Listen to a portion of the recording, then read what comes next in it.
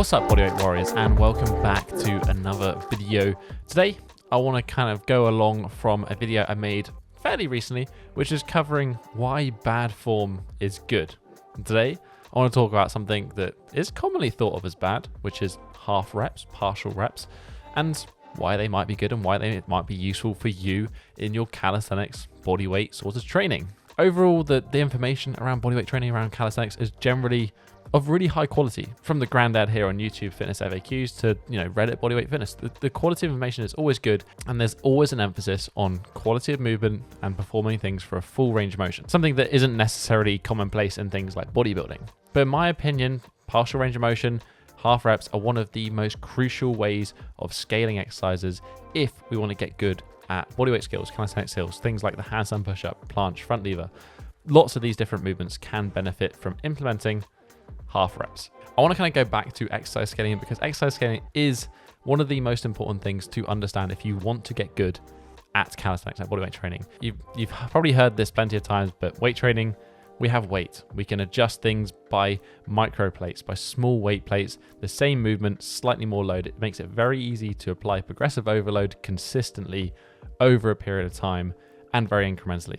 Not so easy with bodyweight training. There's often these large discrepancies between certain progressions. Scaling that is challenging. Yes, we can do it through levers. Things like a tuck front lever versus a straddle front lever.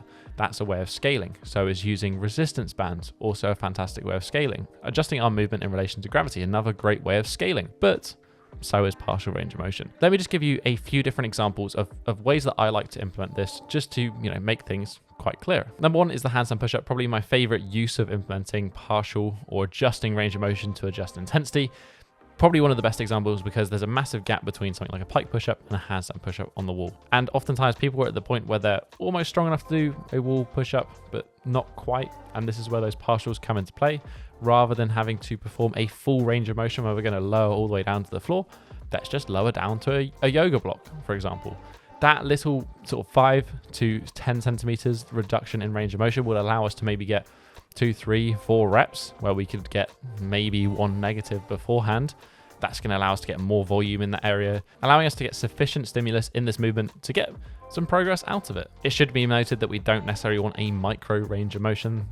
Check your ego here. We don't want to just be doing like micro reps. We want to be getting some reasonable level of range of motion, but again, reducing it a bit can help. We can also then lower down to the floor and then go the other way. We can elevate the hands. We can increase the range of motion requirement, and that's going to make this exercise more challenging. Say, for example, we can do 5 headstand push-ups on the wall.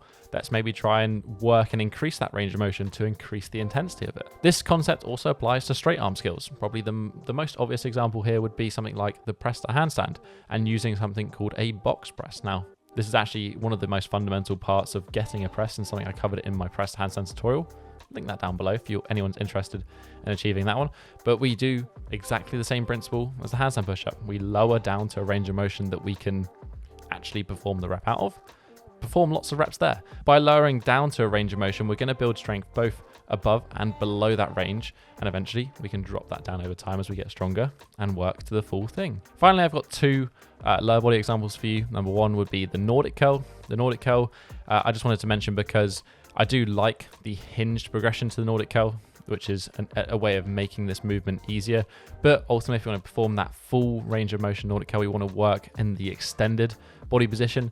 And to be honest with you, this is just hard. It's challenging. It's a pretty intense and impressive movement to perform fully.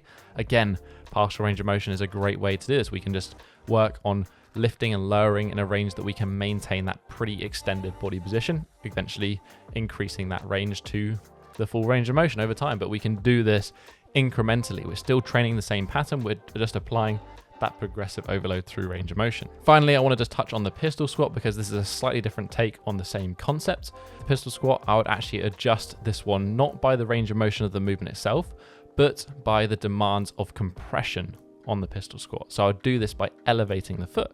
If we elevate the foot maximally, we're essentially doing a step up. There's less anterior loading and there's less demand for mobility.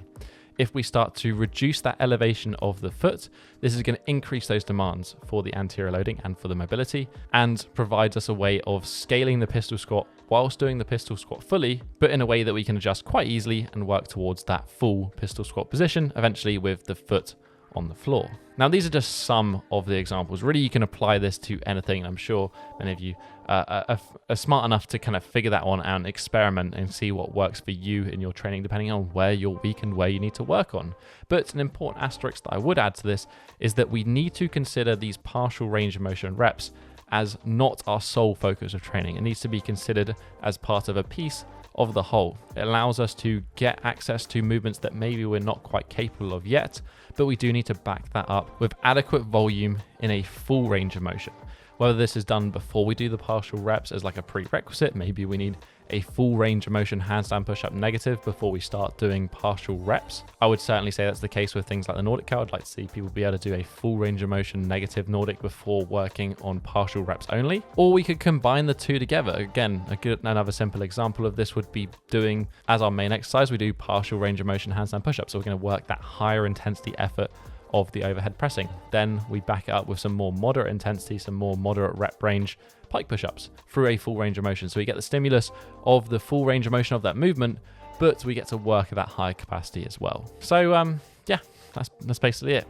Half reps are good in context, much the same as bad form can also be good. As always, this is just my opinion. If you have an opinion, if you want to share your own personal example, or maybe you have a recommendation where you found partial reps to be useful for you, leave it in the comment section down below. I'm sure everyone else would like to hear that one. If you just enjoyed this video, you can hit that thumbs up button and support the channel. Right next to it is that subscribe button if you want to join the Bodyweight Warrior Tribe and don't miss out on any more future videos. But that has basically been it for this week, guys. I'll catch you in the next episode. Have a strong week and peace.